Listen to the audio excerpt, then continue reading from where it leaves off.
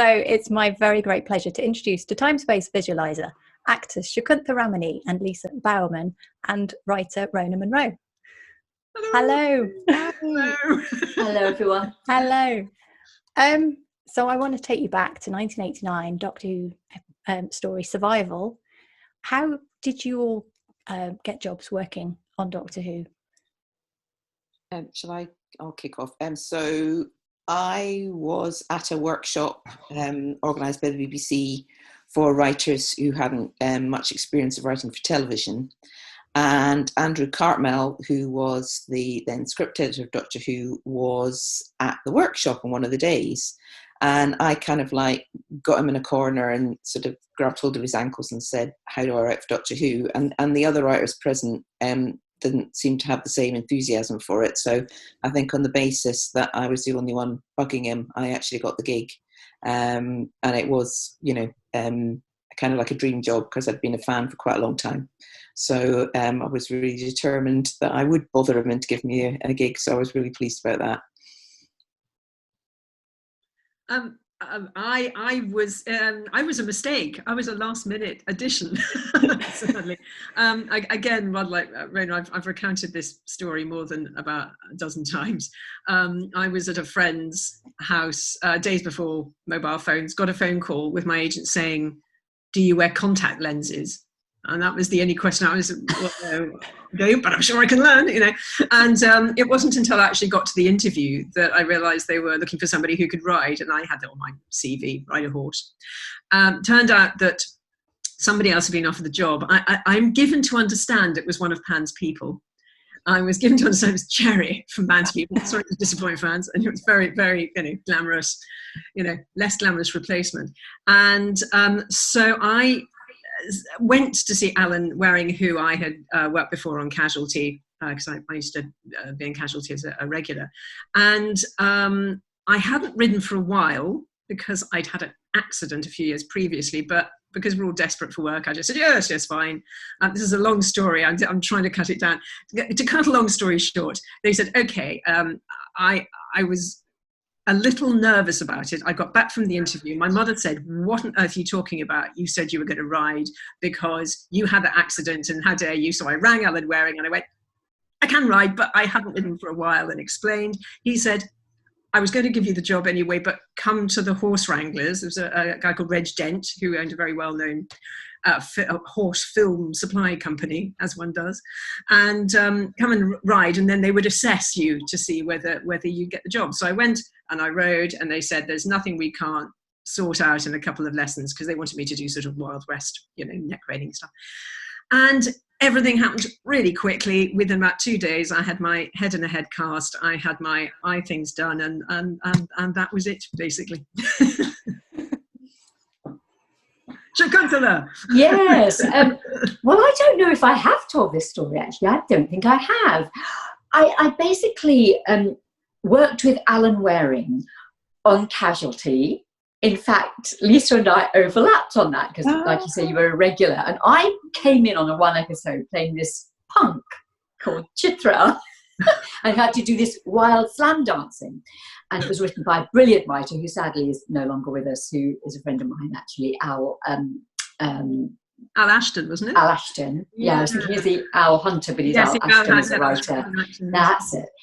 And I belonged to a cooperative, an actors cooperative, and you get a real buzz out of seeing jobs for other people, and that's what I used to love about being part of this cooperative. But weirdly, out of the blue came this job, saying looking for the part of Shreela. This was a few years later than Casualty, and I thought, oh my goodness, it's Alan Waring. So as you did in those days, sent a letter, wrote a letter, and then it went and got this reply saying, yeah, cool, I remember you, but how different are you? What's happened in the meantime? Come in and meet me in BBC Central House. You probably remember that. Yeah, Central House. Mm-hmm. Yeah. So I went in and had a chat with him, and he sort of said, so tell me, what do you see? How do you see her? And that was it. So it was my second chance to work with Alan Waring again. It was great. I do remember going in to meet John Nathan Turner, which was quite intimidating. I don't know whether you remember that, Shreela. And Shreela, I actually can't believe it's like, what is going on? How long have we known each other? She goes, let's It's a time warp. It's a time warp. I know, it's age, I think. And I knew I was up for a cat, so I just remember sitting there going, I've got to walk like a cat. I've got to kind of wear my leggings. It was ridiculous. Talking about going dressed for the part, I didn't quite go that far. But, Now, Rona, you mentioned that you'd been a fan of Doctor Who. Yes. Lisa and Shakuntala, had you been fans as well, or not? I think I wouldn't use the word fan. I certainly watched it. Always watched it. Weirdly, my brother had been in The Talons of Weng Chiang, of all things, because he's an actor as well, and he was working at the Theatre Royal in Northampton when they were filming, and he played one of the extra stagehands because he happened to be there. So I was very aware of that. But as a child, my brothers used to watch it. So, I mean, I actually physically do remember William Hartnell. I mean, I remember the image of him. I remember watching him.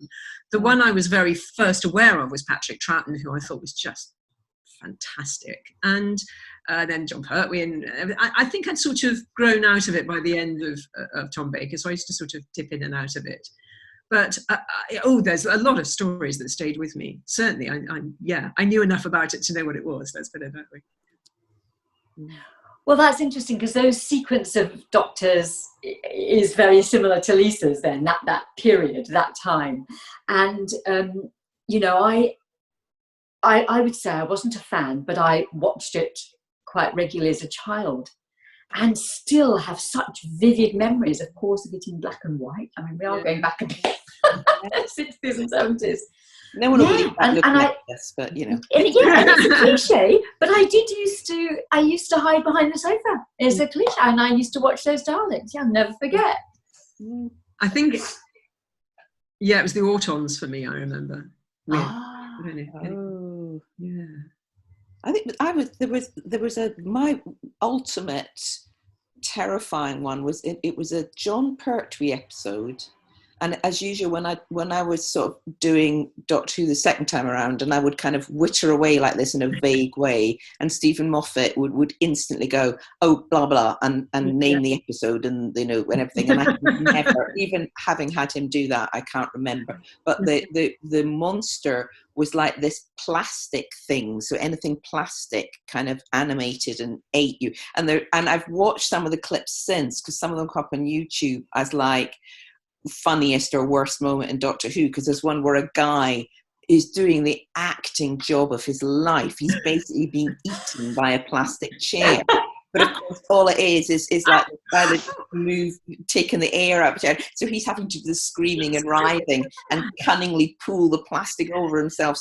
But I remember watching it as a child and being utterly terrified. And there was another one where there was this kind of little figurine on the back seat of a car, and of course it was made of this stuff, and the guy's driving and it starts to twitch and then it kind of leaps on the back of the same. I remember that. And he's like, and again doing this amazing job of being and again I was just I wouldn't get in the back seat of the car for a very long time after that.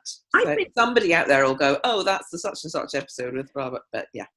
I think all of the earlier episodes from my consciousness, because I'm always very aware of the music that goes along with stuff like that, and everything was coloured so extraordinarily by the radiophonic workshop work, because it was so extremely other. It wasn't a normal score. It wasn't a kind of big John Williams, we're doing an action adventure score. It was weird.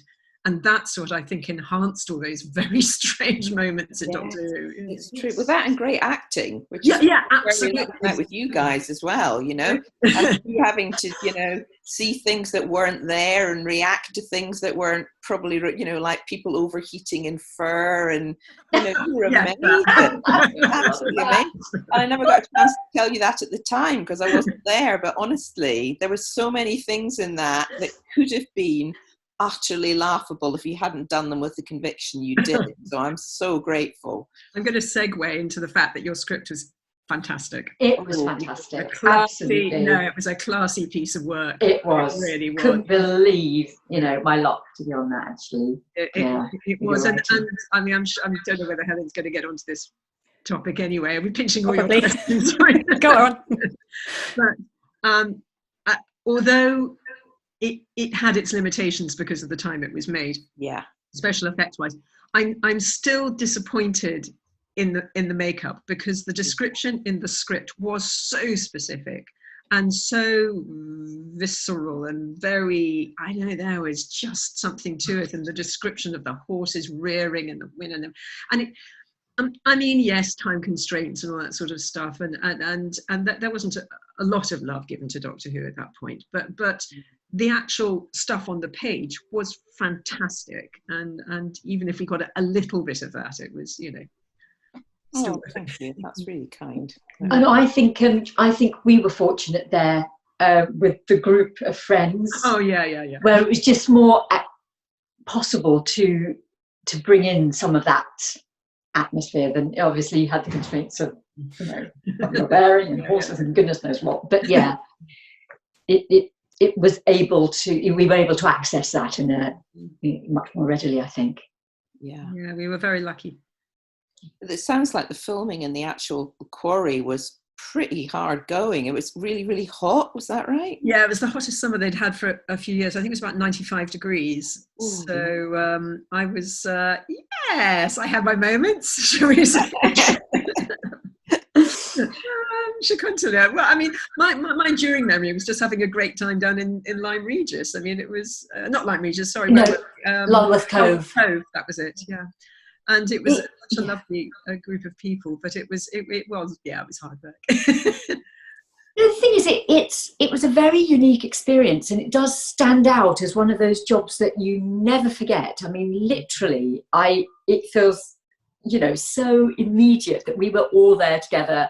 The filming, I can literally play it out in my mind, and the heat and everyone around, and like you say, in Lulworth Cove, and all of us jumping in the swimming pool and having, Needless to say, the actors got the raw end of the stick, because everybody else was in really nice B&Bs, and we were in an interesting B&B. Yeah. Were you sharing? Were you in the same place? All the actors were all in the same place. I think you, Will, and myself, and then all the other posh actors and the crew were in nicer places. So we all went and nicked their swimming pool every evening. Yeah. So that kind of vibe of young people living in the wilderness and having to survive by the that was actually what you were living. That's why that worked so well. But it's interesting. We always talk about good companies being created from the top, and I think when you go and guest in things like that, you're very dictated to by who's running the show and who are playing the leads. And let's be honest, Sylvester and Sophie were so welcoming and easy and unstarry, and we just it was just such a lovely group of people, and the fact that we're all still in contact after a 2-week job it's extraordinary, really. isn't it? You all still in contact? Yeah, yes, still in contact. We're in contact. We've met up. David John doesn't live far. We go for walks sometimes, and Sophie and I have worked together again recently because she called me in on something that was on Sill, actually. Oh, brilliant! Wow. Yeah. And we've seen all of them, actually. Yeah, I mean, regardless of the convention circuit, it was just that kind of summer time of year where you're all quite young. Well, I was a bit older than the others, but we all just kind of mixed. We were a completely disparate band of individuals who just had a great time, and lovely band, really nice lot of people. It's great. Apart from the fact when I used to go to the bar in the evening, I'd be chatting away to people and they go, sorry, who are you? Because I don't covered it. Everybody else looked like they'd been to Bermuda, and I was this sort of pale, pallid thing. Are you in this show, actually? I'm like, actually.